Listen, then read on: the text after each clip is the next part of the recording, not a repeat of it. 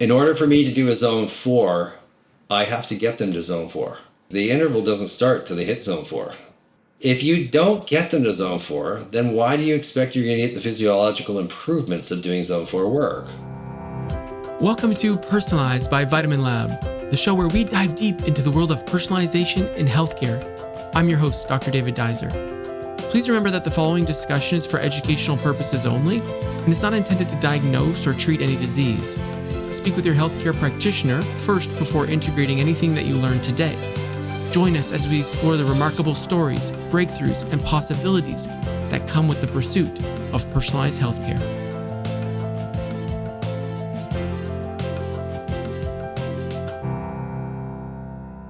Welcome to Personalized by Vitamin Lab. I'm your host, Dr. David Deiser, and today on the show, I spoke with Daniel Crumback, physiotherapist, exercise physiologist, and strength and conditioning coach. I first met Daniel back in 2019 when I completed his training course on metabolic testing and exercise physiology. Since then, he's had a significant impact on my career. Daniel's had an incredible career himself so far, spending decades in the Canadian Forces, in the role of Director of Performance and Rehabilitation for the Beijing Yangding Sport and Culture Company, as the Director of Science and Education for Pinoy, serving as an academic lecturer at the University of Chichester, and founding his own organization, Strategic Health and Performance. In his daily work, Daniel focuses on physiological testing and analysis, movement analysis, injury forecasting and prevention, respiratory training, and physiotherapy for all, including the general public and athletes. Daniel and I had an excellent conversation about metabolic testing in practice, metabolism and exercise physiology as a whole, and how to optimize for performance. Please enjoy our episode with Daniel Crumback. Welcome back to Personalized. I'm here with Daniel Crumback. How are you doing today, Daniel?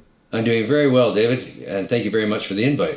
Well, I appreciate you coming on the show. You know, we've been talking for a year now about personalized care, and if anyone has seen the show before, I have an obsession with personalizing fitness programming, and I learned everything I know from you. So thank you for driving that passion within me, I think. Oh, that's very kind. It's a real honor to have helped so many other people to be able to know how to personalize mainly through metabolic analysis, through some of the education that I've provided. Well, absolutely. I bet it's kind of funny for you. Like myself and 4 of my associates have sat through maybe 30 hours of you talking on screen, and you don't know any of us. No, and it's all over the world too. I've talked to people in South America, all through Europe and the United States and Canada, and it's a real honor. Wow. That must feel pretty good. I mean, and you can even think of it like just on our small kind of scope we have here. We have 1 spot in Vancouver. We have 2 more opening in 2 weeks that are dedicated to VO2 max assessment and metabolic analysis. So far, we've actually provided 1,000 nutrition and exercise plans, all guided by your words. Oh. So thanks again. And of course, I'm a BC boy myself originally. That's right. Where are you from? The Okanagan, from Summerland, British Columbia. Nice. It's a beautiful spot. It is absolutely stunning. And now I live, as you know, in northern England, in Cumbria. Wow. I want to go through the journey just a little bit, because I know you have a background in physiotherapy, exercise physiology, and strength and conditioning. And I'd love to know how it all kind of came together into this performance package that it is today. Can you walk me through those steps, like your journey a little bit? Yeah, actually, it's quite interesting, actually. So I started off as a physiotherapist in the Canadian military. At one point, the Canadian military thought, we don't really need any military physios. And they offered retirement packages. So I retired from the military at that point, and I moved to Louisiana, as one does, because I wanted to experience the southern United States and the food and the music. And I spent a year down there, and then I came back into private practice in, believe it or not, Summerland, British Columbia, and then I went to own my own practice in Penticton, British Columbia, which was at that time an Ironman city. Okay. So while I was there, I got to work with tons of Ironmen, and I realized with talking to them, listening to the training programs, that I really didn't know a lot about exercise physiology. So I happened to find this guy in Quesnel, believe it or not. by the name of Jörg Feldman, and he's been a hero to a lot of us and a mentor to a lot of us in British Columbia. And I drove to Quesnel, and I hung out with him for 3 days. He is a Swiss physiotherapist who is also an exercise physiologist who worked with Swiss Olympic athletes, and then somehow ended up in northern British Columbia. And we became really good friends, and he remained my mentor the whole time I was in British Columbia. And so I started doing physiological testing at that point. And this was back during the lactate balance point days. So I did tons of lactate testing, and for about 8 years, but I added metabolic analysis in with it. And then we moved over to NIRS, near infrared spectroscopy, like Moxie, when it first came out. In fact, I owned, I think, Moxie number 17. No way. And we moved away from lactate and moved towards combining near infrared spectroscopy with metabolic analysis. And at that point, I was using a Cosmed Fitmate Pro, which didn't have CO2.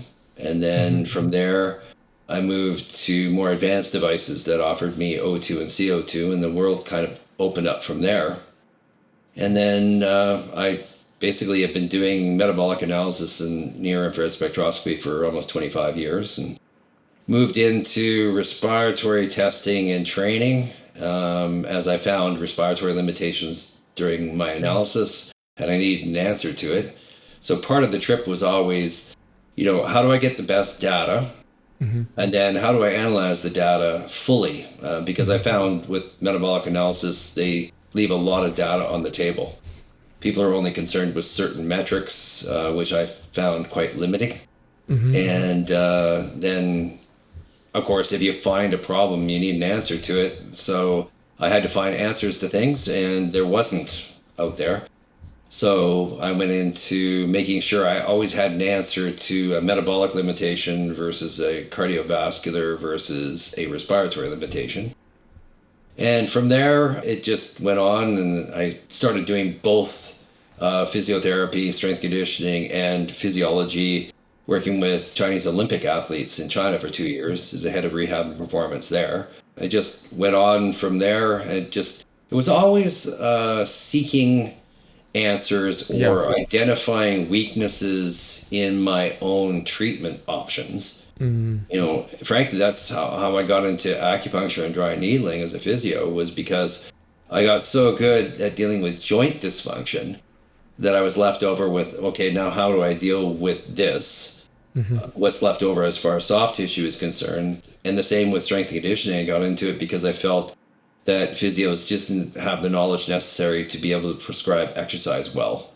So I ended up just as part of the journey, and I basically have been at the same level, with other adjunct qualifications for about 15 years.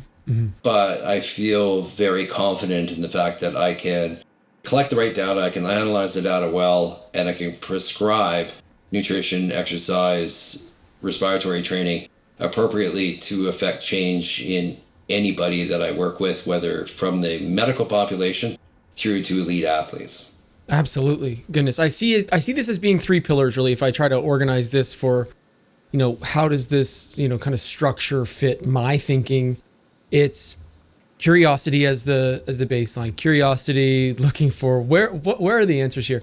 The second bit is skill development. You went through this huge skill development ramp up, and the third is actually the clinical tools, like having the tools. I'm in a position now where I'm trying to mentor associates and help them figure out where they're going, and this might be a good way to think about it. If you were thinking back to like your early days, what kind of advice would you give yourself? Obviously, you've had a successful career.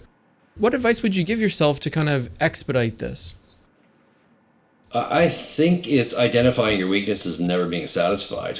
For sure. If you can't identify the condition or the issue that you're dealing with, it's not like diagnosis, in physiotherapy. As I've gotten older, and I've been 30 years of physio, I honestly couldn't care less about diagnosis anymore. It was very important at the beginning. But it's impediments, limitations. The functional piece.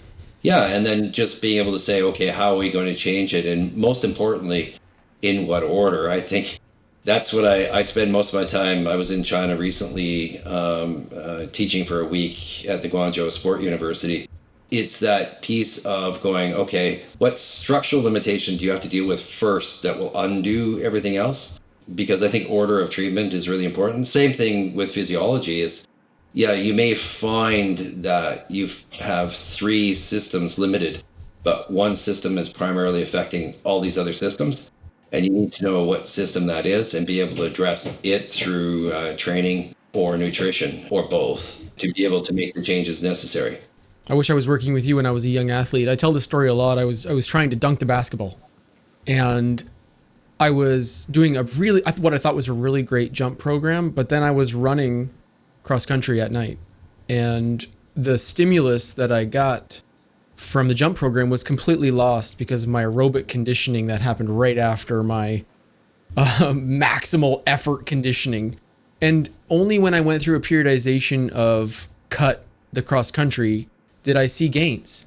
Yeah. Thinking back on that, I should have recognized that. Can we talk a little bit about order and stimulus? Because to be perfectly, I'm so glad you went here, because this is what I wanted to talk about today.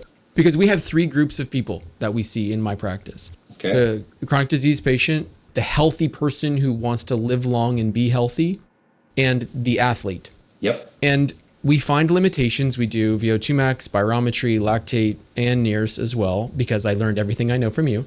And organizing their programming is a big challenge for me.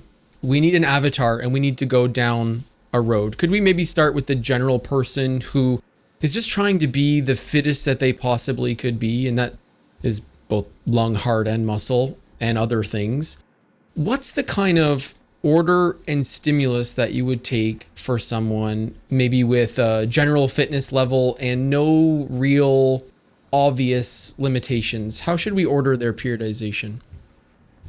It's a great question, because we could just throw up tons of data for each person and discuss how I selected.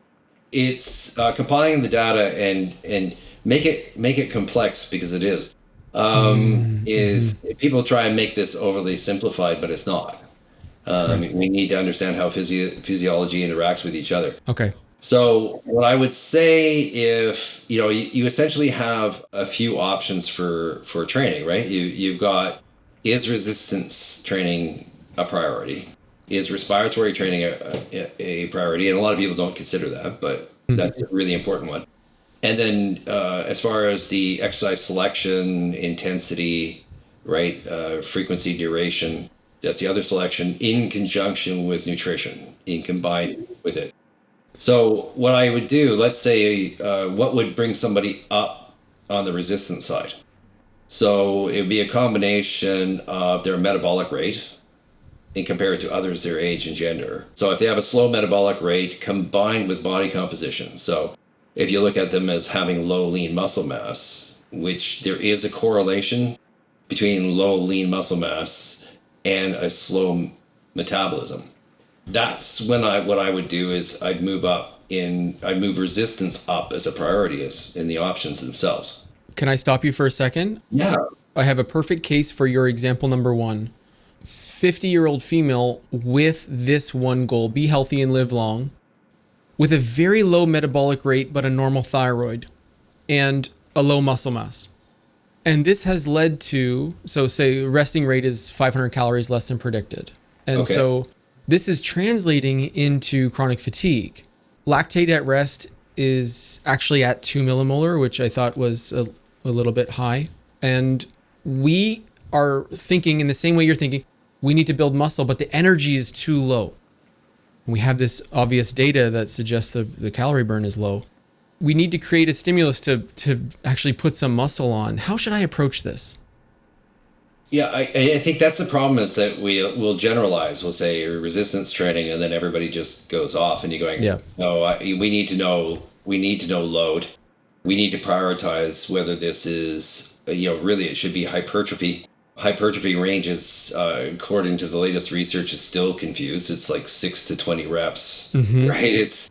So it gives you, 2 to 3 sets, and you're going, okay, well, where are we going to put this person? Well, the fact is, if they're detrained and not really good at resistance, it allows us to be able to use higher rep, lower weight, therefore safer, to be able to start this person off. Obviously, there's an automatic nutrition requirement of ensuring there's enough protein on board, so there has to be an analysis of their nutrition to ensure that their macros are set properly as well. What would you set it at? What would you set their protein at? Well, I'm a like a 2.2 grams per kilogram kind of guy. If they're 1.8 or 2.2, I'm happy, but I'm looking kind of for that percentage, and usually that's part of the problem with somebody who is not eating well or not eating enough protein. And of course, if you're dealing with low energy levels, like you said, you've checked thyroid, you got to check ferritin. There's a bunch of other reasons. But what's nice about resistance training is usually that is easier to get the person to adapt to than if you had them doing intervals, for example. So what I would do is probably approach this person primarily as a resistance training block of 2 to 3 times per week. And of course, it depends on how many training days they're willing to give you and how much time. So that's always the hard part. Yeah, but this is really helpful because it's not what I did. And do you feel like it should be, let's say someone has low metabolic rate, and obviously we're looking at total daily energy expenditure and finding that seems low for a human. Should we be eating in excess here, or should we stay kind of around TDEE? Well, what I would do is definitely not put them in a deficit, but set them at norm. Okay. Put them right where they should be for maintenance, but add the exercise as a component of weight loss. But then what you do is you leverage your body composition and you have a conversation with them and say, our goal is not for you to lose weight. Our goal is to decrease your visceral fat and your fat body percentage, but increase your lean muscle mass, which means, the exchange for that is you're probably not going to move in weight. Right. But be honest at the beginning and say, this is not the metric we're looking for right now. Because, if you train an hour a day, what we really want you to do is burn fat better 23 hours a day. And that's where the low hanging fruit is. But this is why resistance training works. They'll tell you for obesity or diabetes to do resistance training. You're going, well, no, if they have a good metabolic rate and their lean muscle mass is high normal, then no, your prioritization has to go somewhere else. And you need to take advantage of those days that they're willing to give you. You can't give everybody everything. It's, this is where the elite athletes start to break down. It's the fact that they have time to be able to spray the wall with every type of training possible, whereas the average person doesn't.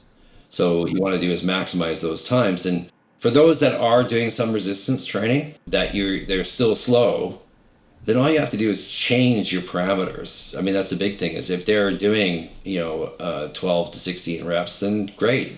Use the range that have been identified and drop their reps and increase their sets to be able to challenge that muscle and change that up every 6 to 8 weeks.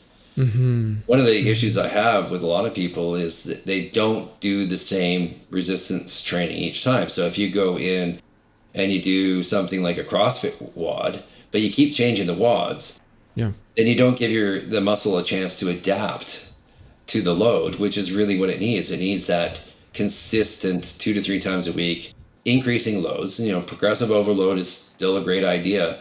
But as you know, what I use is an RIR. Tell us about that a little bit, please.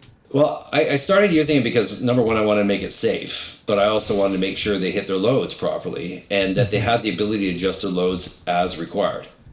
So I don't want to tell them how much weight to use. I want to give them an RIR, which is reps in reserve.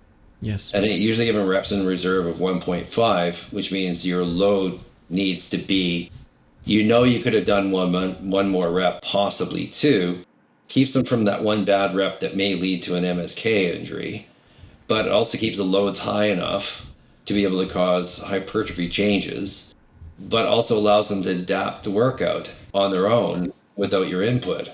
Yeah, I love that. I of course, because I learned from you, I use that as well. And in this case, so I saw a person who was very similar to this case actually recently, And we did need to be at that high end of hypertrophy up in the 20 rep range because of a lack of experience and a bit of a fear around heavier weights. Just determining the RIR usually for me is in hypertrophy is 8 to 12. If you can do 12, it was too light. If you can do 8, it was too heavy. Work your way to that 10. But for this person who's at 20, I'm a bit worried. I find that I think it's going to be a challenge for them to be 1.5 away from failure. How do we navigate this? It'd be better if I was there with them, I think. Well, yeah, I mean, they can do it.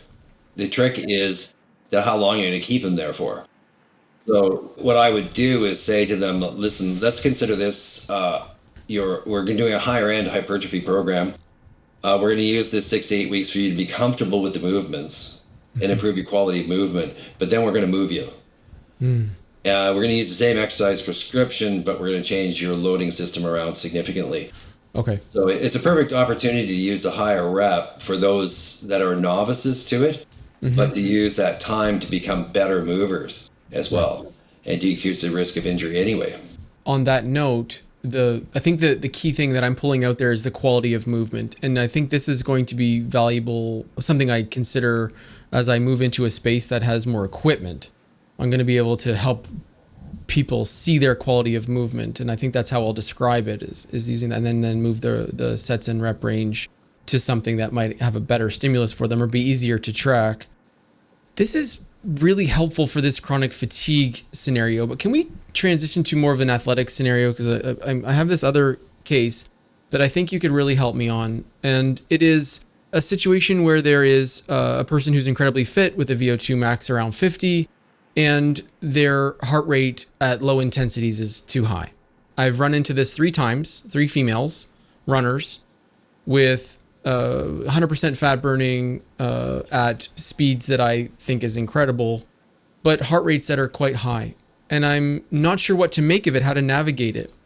Can you give me any advice of what metrics to look at, what to consider? You know everything I have access to. How should I approach this? Well, one thing we need to realize is, some people just run at a faster rate. And what you'll find is that their top heart rate will be 200 plus. Okay. So if you take their bottom, the resting heart rate, and you look at their top end, their range is different than everybody else. So as they exercise, you might find that they're high at a relatively low load, but it's normal for them because according to their range, there's still only a certain percentage into the range that's available. So it depends. If I'm seeing somebody who's topping out at 180, but they're hitting 140 in a warm-up, number one, is my warm-up wrong? Second is, if they're highly reactive, you also may question overtraining. Okay. They'll elevate quite quickly, but they won't reach the top end that they should. Their recovery heart rate will drop. So they'll end up, instead of being able to, drop 20 or 30 beats in 1 minute, they're only dropping less than 10. Then you would need to ask them the questions, are you having declining returns on your training? If it's a female, you ask if they have any issues with their menstruation and how's their general fatigue, how they're sleeping. So there's a lot of questions that go in when I watch somebody and going, that's elevated, and their range is within normal. And you see their VO2 max hitting with about 2 stages to go. You're going, there's a lot of things that you have to look at, all of these things. And for me to go, this looks like a person that's overtraining. Okay. That's a really good point, because this one of the 3 is doing the high intensity interval training classes in the neighborhood. You probably know the 2 companies that run these classes. They encourage 4 to 5 sessions a week, which is quite a lot of HIIT work, wouldn't you say? Oh, yeah. Yeah. And for what purpose? Does this person have, an issue at the top end that needs to be dealt with, right? So top end work is more skills based than structural in my mind. So usually if I'm working top end, it could be structural if I want to work zone 5 in order to increase mitochondrial density and capillarization. What's interesting about this conversation is this latest research that came out about, what causes increased capillarization and mitochondrial density.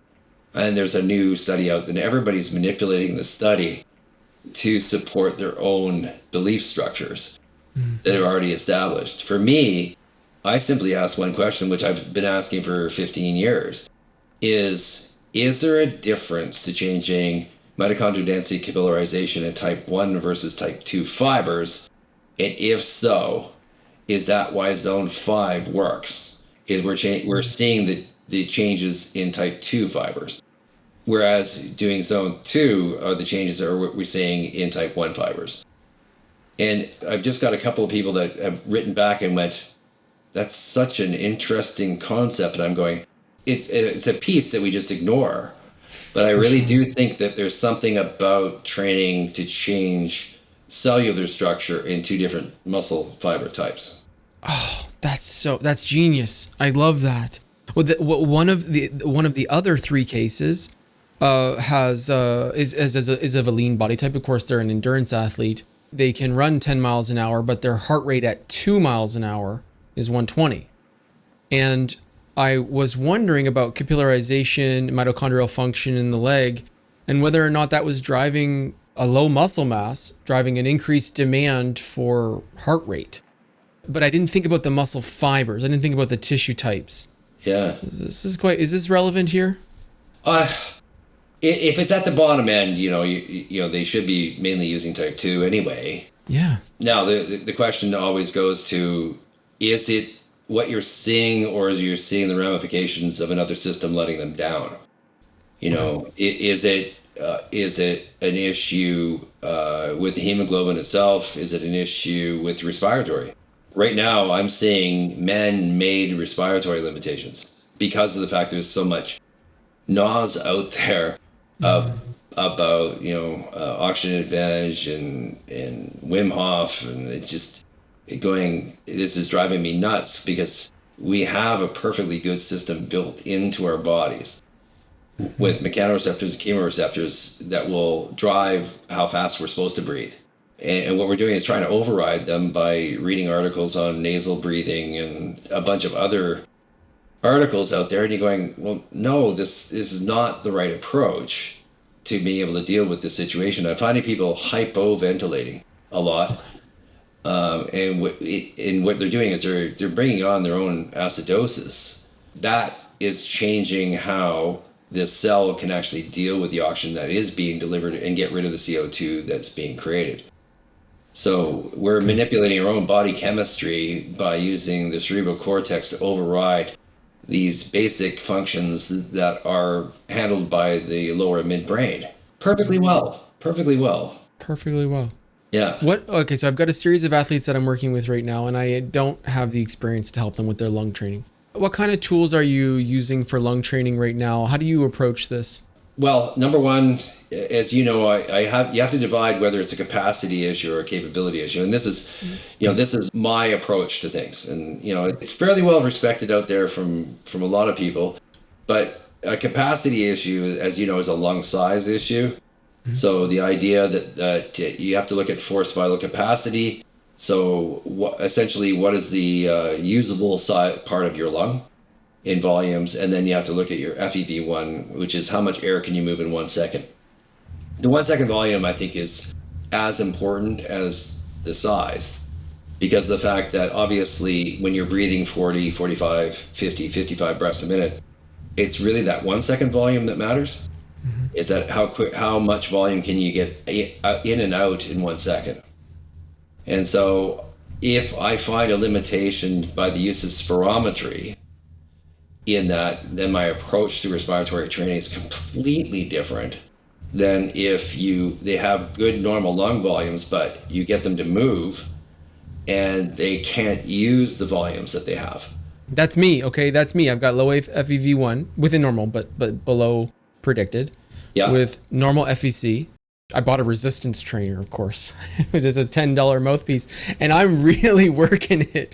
Really working it. You're much more technical than me. How should I approach it? You're a respiratory capacity, expiratory power problem. Does that make sense? That makes sense. That's right. Yeah. So that you can start playing around with volumes and pressures at that point, right?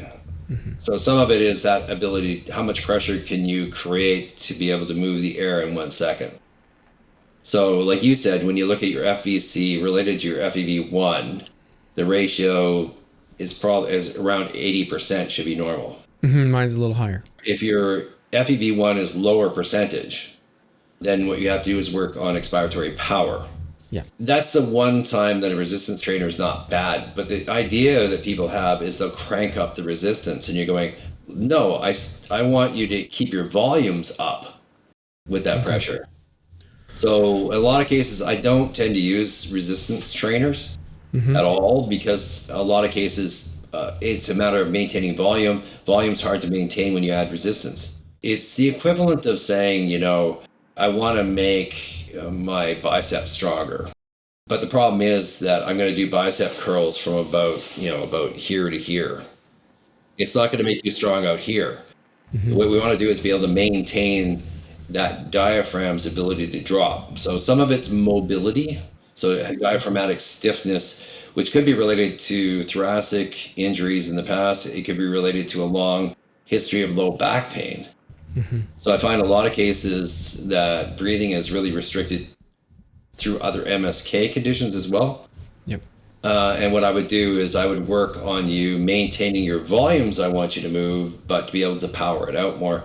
What I use right now is from a company out in British Columbia, Isocapnic, and I use what's called the Breathe Way Better. Breathe Way Better. I used to use Spirotagger made by IDEAG, and then I moved to the P100, but unfortunately, IDEAG went under. That's why they haven't gotten back to me. Yeah, they lost their company trying to make the P100 even more reliable, and so unfortunately they went under. What's nice is it's old friends of mine from British Columbia that used to work as a group with Jörg Feldman. Oh, no way. Yeah, Okay. So it's old friends of mine. In fact, his name is Luke Way, and that's why it's the Breathe Way Better. Okay. And so I use their device, which is basically a Spirotagger without the fancy stuff. Okay.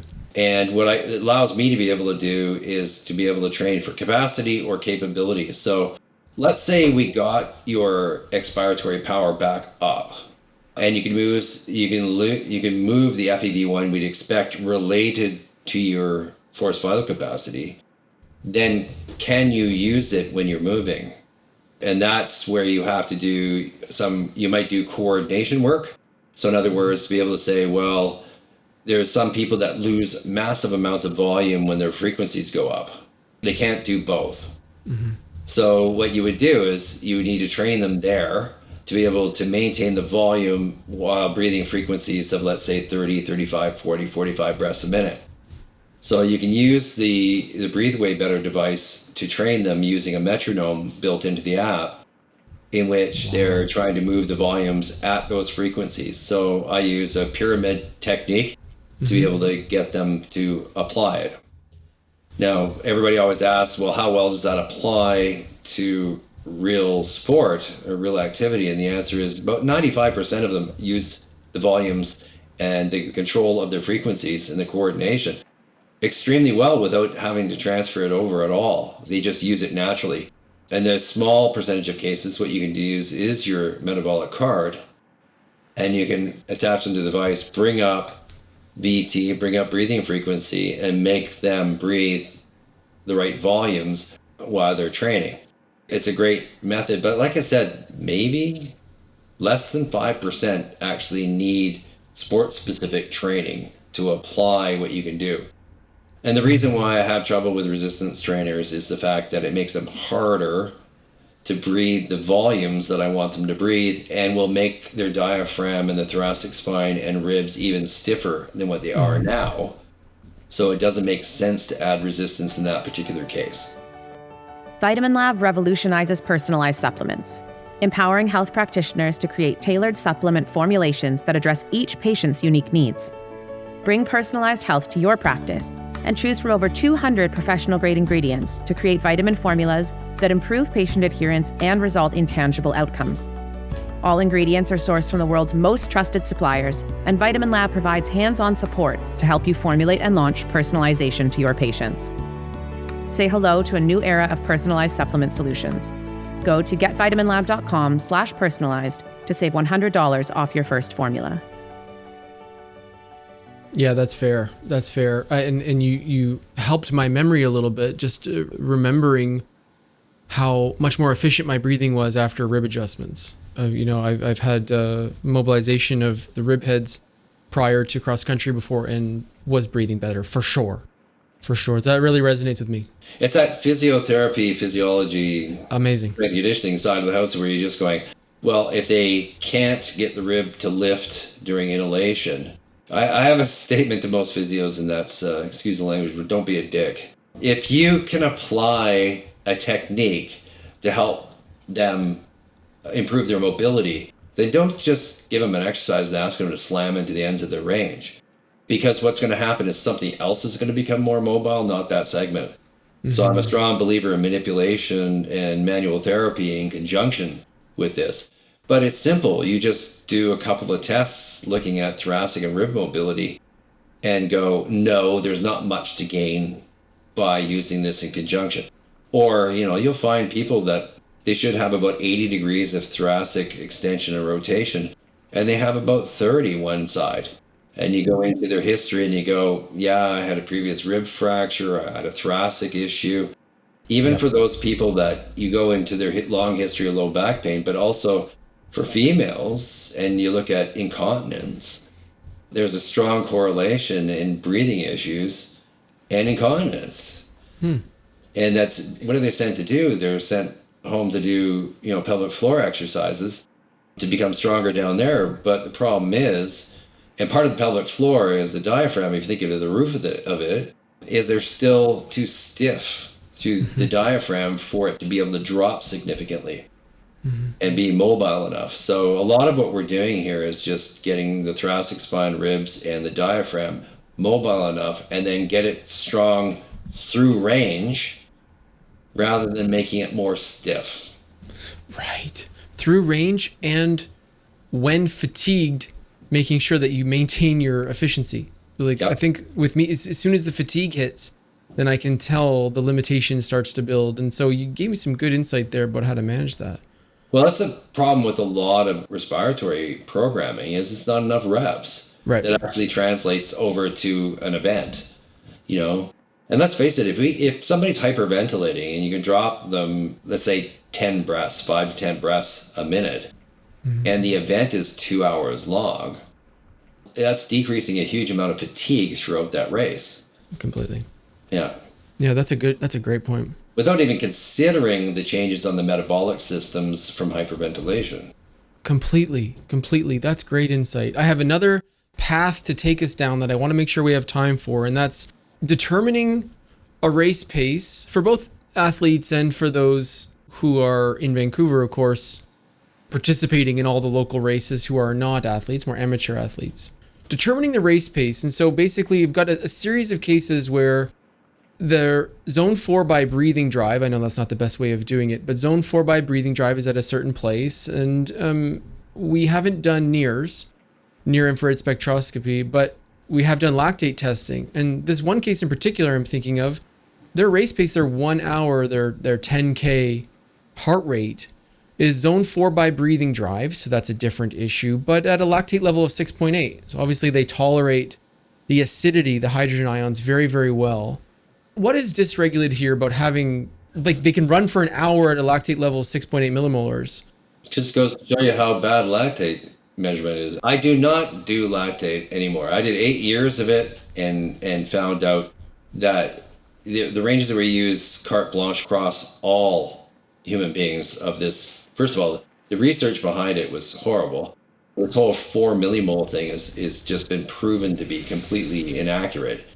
But it's normal for lactate levels to go up, but it does not mean hydrogen ion levels are going up. I don't understand why we think they're the same thing.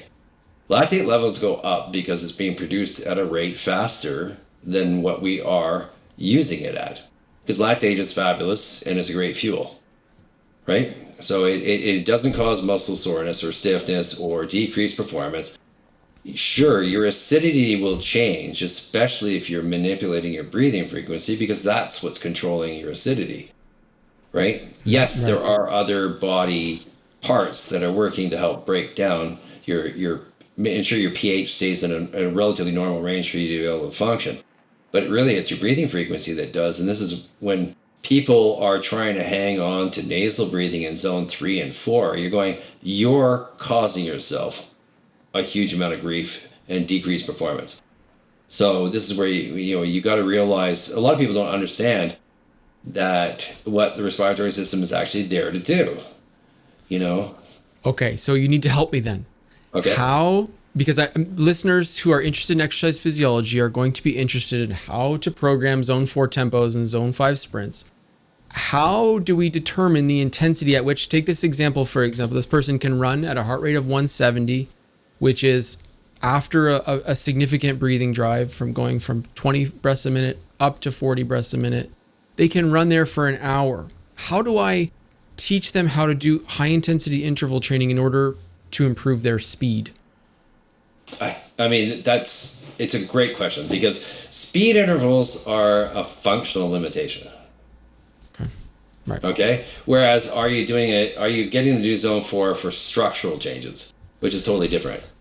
There are people that they're just crappy runners. You just look at them and go, you're not coordinated enough to run at this speed. So, or I have to, in order to build a 5, I need to use a 4 to get you there. Right. Mm-hmm. Or let's say you're working with a cyclist, and you can tell by looking at their metabolic data that they're crapping out because they're not strong enough. Mm-hmm. So those are wattage repeats to improve a skill. Wattage repeats to improve a skill. Okay, right. So that neural stimulus. I need them to be stronger, so I'll probably throw them in the gym, right? Okay, you're not handling 400 watts well at all, and you're becoming discoordinated. So in those particular cases, if I don't see a physiological limitation up there, then I could do a functional workout. So I switch over to functional training and be able to say, okay, I want you in the gym. I need you to increase your strength, your power. And then I'm also going to do wattage repeats, which are based upon the wattage that we want to move you to. Ah, yes. Physiologically, you're not shutting down. Everything is still going up. VO2 is going up. They're handling VCO2 well. You can look at them and you can tell they're not necessarily becoming acidotic. They just don't have the strength to be able to do it. Same thing with speed. You'll see the same thing. You're just going, you just can't run this fast. So we're going to do speed repeats because I need you to run faster and become efficient there. And then we might be able to find a physiological limitation tied to that, because now I can test you there. Mm-hmm. So we look at it. So what I would do is, how do I do zone 4? If it's physiological, I do it completely different than if it's functional. In order for me to do a zone 4, I have to get them to zone 4 for physiology. By RPE in this case? Nope. By how? Heart rate. By heart rate. Okay, so they doesn't start, the interval doesn't start till they hit zone 4. Yes. If you don't get them to zone 4, then why do you expect you're going to get the physiological improvements of doing zone 4 work? Mm-hmm, mm-hmm. So if you want to improve lactate shuttle and you want to improve cardiovascular fitness and the other benefits of being able to work out in zone 4, then why do you expect, if you give them an interval where, and let's say you're getting to do 10 sets, and the first 4 they're not getting there, the second 3 they are, and the last 3 they're not capable of getting there because they're exhausted, because you don't have the right load set, then are you satisfied with 1/3 of your exercise program actually being helpful? Right. Well, that's why I hate, 100 meter repeats, 400 meter repeats. It's just this lazy. And my guys actually go and say, well, if I want you to do a zone 4, it's 30 to 90 seconds in zone 4. Mm-hmm. Yep. Okay. I love that. Yeah. And then the fact is, we never give people recovery appropriately. And recovery is zone 1. So you've got to let them get to zone 1. Mm-hmm. And then start the clock. You can give the same program to 10 different people and have them on the track, and everybody will be taking off and ending at a different time and restarting at a different time based upon their hitting zone 4, holding that time, and throughout their 10 sets, everything will change. So an easy way of looking at it is your high-level athlete will take longer to get zone 4, but less time to get to zone 1. Right. Their workout will be significantly longer of work to rest, whereas your deconditioned person will take very little time to get to 4 and a long time to get to 1. So their work to rest ratio will be appropriate for them, and it can change as they improve. Let's talk about the lay person, the physician, the naturopath programming this, the strength and conditioning coach, to be honest, programming this for their patients. The way that I like to frame it is, because I learned from you, use typically zone 4 tempos. We try to do equal amounts in zone 4 and 2, and we start the clock when the heart rate reaches there, like you described. But I'm always talking about, because I'm obsessed with the Diamond League, the Ingebrigtsen programs of pushing 3 to 6 minutes zone 4, 1 minute zone 1, when you're able to do that as an ultimate goal. What do you think about this type of programming where we move from equal 4 and 1 to a different ratio, something maybe more challenging? I would, first of all, you got to say, was there zone 4 or their zone 4 was inaccurately calculated? Where they get it? Yeah, right. I mean, the fact is that physiologically, if we're in zone 4, you shouldn't be able to hold that time. Okay. So you're just going, well, maybe that was actually zone 3. And that's how long my zone 3 intervals are. Maybe it's top end of 3. And I feel like this brings us back to that lactate conversation, because I wanted to bring up the Ingebrigtsen programming because they use the lactate threshold for their programming, and they do 2 a days, 30 minutes in the morning, 30 minutes in the afternoon, 6 in 1, then 3 in 1, 2 days a week. It's well known. And then they run 5 days in zone 2. Yep. But they're crushing middle distance. It's incredible what they're able to do. But what you're saying is because they're using lactate and it's probably not the best, that maybe in zone 3. Yeah, I mean, lactate accumulation is what we expect when you change fuel sources. Sure. So thanks for pointing out the fuel source change. But multiplying it by a percentage off of one metric, I think is dangerous and unnecessary. I just don't support it unless you've got something else to go. And NIRS will identify this as well as lactate does. And yet you get a lot more information with NIRS than you do with lactate. Can you explain that for the listeners? What is NIRS and how could we use it in this scenario? Okay, so near-infrared spectroscopy, it's a device, a light device, that attaches directly at the muscle. So the muscle that you're training. So in the case of cycling or running, it could be any of the quad muscles or lateralis in a lot of cases, right? And it actually measures the percentage of hemoglobin loaded with oxygen directly at the cell. Mm-hmm. So it is when you have NIRS on, you're thinking to yourself, delivery versus utilization.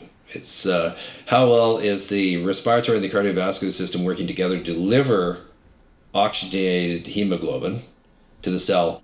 Then you've got really, people talk about use at the cell, but I consider there's 2 things at the cell.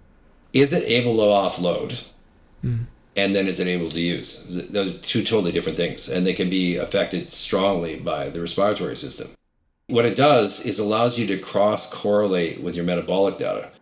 So if you look at the definition of zone 1, what we should see is delivery beating utilization. Mm-hmm. So what you should see is the percentage of hemoglobin, the SMO2, or the muscle oxygen, going up in zone 1. Mm-hmm. Then what you should be able to do in zone 2 is they should be in balance. So for delivery equals utilization. And you can look across that. Meanwhile, you're also looking at your fat and carbohydrate use on your metabolic data. So you've got 2 pieces of information. You're not looking for one point. You're looking for the trending through the whole time. And then, of course, you're looking for maximum deoxygenation in zone 5. Mm-hmm. So how, you can see where the utilization exceeds delivery. Now, what's really cool is a lot of people think that, you change fuel sources because of lack of O2 available. And you're going, no. There's tons of O2. Well, that's the funny part is you think, you're going to use the most amount of oxygen when you're in the aerobic zones. And you're going, no. When you have a MOXIE, you can see they plummet in zone 4 and 5, the supposed anaerobic zones. But people don't consider what oxygen is used for in these two different cases.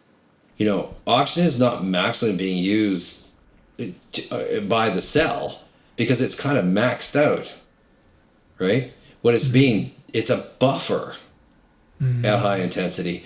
And it's funny, nobody ever talks about this. It's buffering, right? Because what you're looking for is that bicarbonate relationship, right? For the hydrogen ion to bond, right? It needs to bond to O2. So really, that's what it's doing, is it's using the O2 for a totally different reason, and nobody ever discusses this. So it's just as valuable. So you'll see it plummet. In cyclists, my best cyclists will using a MOXIE, which is relative. So it's really important to understand a MOXIE it gives you a 0 to 100 that you can relate to. Right. You know what I mean? You're not really zero, because if you use a NOx, that's another near-infrared spectroscopy device that actually looks at nitric oxide, which is really cool. Because nitric oxide also is a way of looking at blood flow and delivery, right? And I'm a huge fan of Evan Picon and his work at NOx. I can't say enough nice things about Roger from MOXIE as well. But I now mount a NOx on one leg and a MOXIE on the other leg. So I can see, because the NOx gives you absolute data. So you might see them move from 80% down to 40%. And that you have to look at it as being relative to the 0 to 100 that MOXIE gives you. Yes. So it messes with your brain a little bit at first, and you go, okay, this is cool. This is just absolute versus relative. Completely. Yeah, to you and I, it's sort of like, okay, click. What's nice is you can get the nitric oxide side of the house as well. So we're all looking for blood flow measurements. And unfortunately, total hemoglobin that's available with MOXIE is not really that helpful, where the nitric oxide is what I'm working with. Yeah, that's really smart. Now I need one. It's having multiple devices, and that's what drives me crazy with somebody who can buy a lactate meter for like $400 and just pull blood and think that their systemic blood is a representative of what's happening cellularly in the first place. And it's delayed, number one. And number two, it just says, yeah, I know they changed the fuel source. I've got it on my metabolic data. So I don't need this number. I don't need to take blood. And really, I think a lot of people do it because it's cheap to buy the devices. Coaches can do it, and they can convince their athletes that they're scientists, and they're not. Right. And I know that's a bit grumpy, but they're not. Little.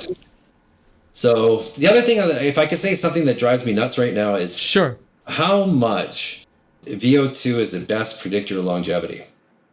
And this is a guy who's been doing testing for over 25 years. I think that's absolute garbage. No, because let me reword it.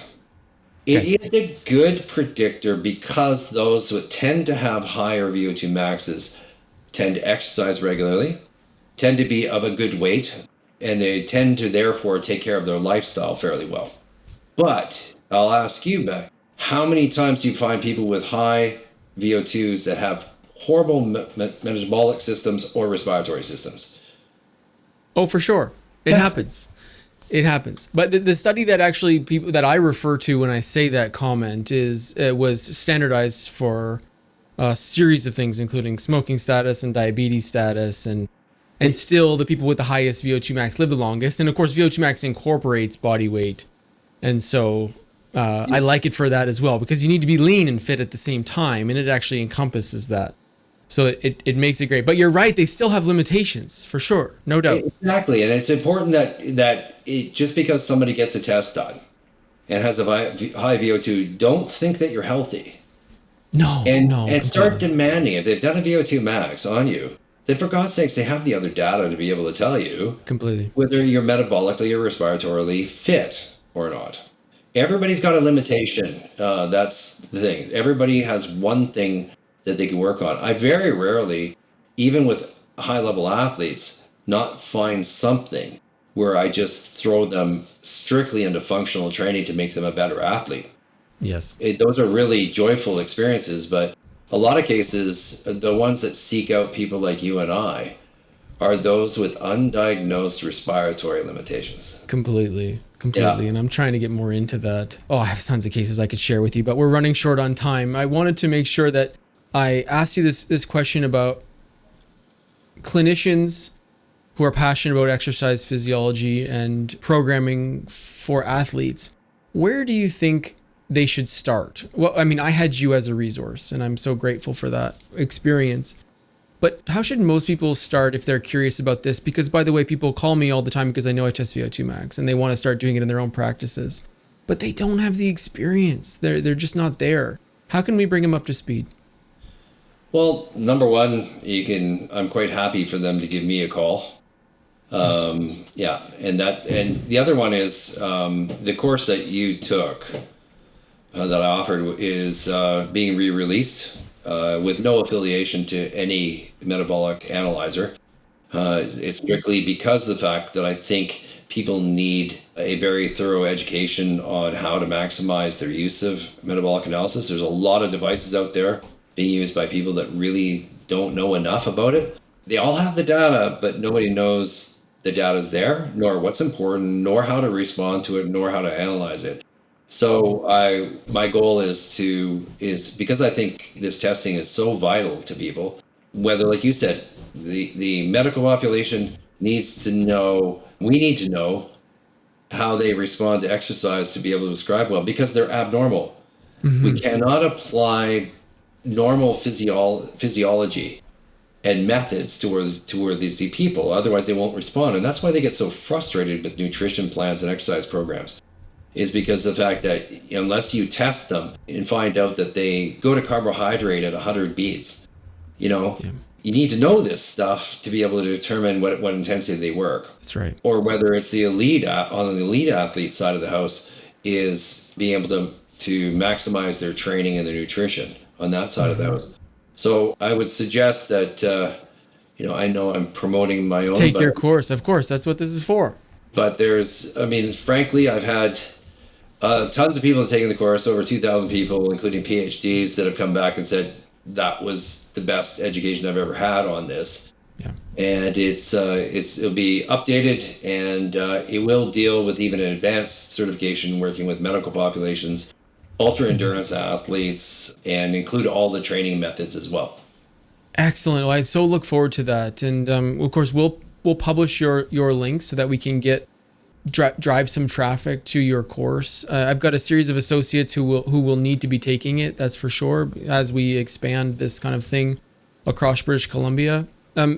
We need a round two, Dan, because we need to talk about the holistic approach, because this is part of the reason I believe naturopaths and integrative physicians should be part of this work, is because we think holistically, and we think about the adrenal system and the sex hormone system, and we think about the digestive function and stress responses, and they can have significant impacts on heart, lung, and muscle.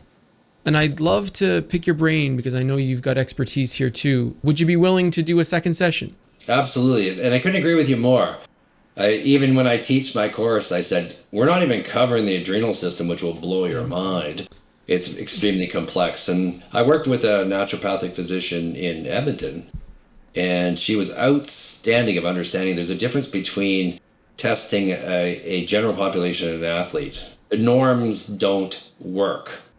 Right. If they fall within this and this, and at the bottom of that, it's still a huge limitation to higher level athletes themselves. So I would love to discuss that, because again, it's where I feel some weakness. And now I feel like I've got everything solidified where I am now, quite comfortably. I would love to move more that direction. Completely. Very, very good. Where can people connect with you online? Where can we find more information about you? So I'm on LinkedIn. And then I'm also, if you want to email me, that's probably the easiest thing, because of course I'm in England. So the phone's a little bit tough, but you can email me at strategic HAP, so that stands for Strategic Health and Performance, at iCloud.com. And if you want to reach out to me on LinkedIn, I'm under there on Strategic Health Performance as well. Excellent. Thanks so much for that. I really appreciate your time, Daniel. Thanks so much for coming on Personalized. Absolutely pleasure, and thank you, David, and congratulations on how well you're doing. Thank you so much. Thanks so much. We'll talk again soon, okay? Sounds great. See you. Bye. Bye. Thanks for joining us for today's discussion. What about today's podcast resonated with you? Be sure to tag at Dr. David Dizer and at Get Vitamin Lab. If you're learning from and enjoying this podcast, please let us know by subscribing to our YouTube channel and follow the show on Spotify and Apple. And don't forget to leave us a review. It's the best way to support our podcast, and it helps others find us. To learn more or book a demo to explore what personalization could do for your practice, please go to www.getvitaminlab.com/personalized.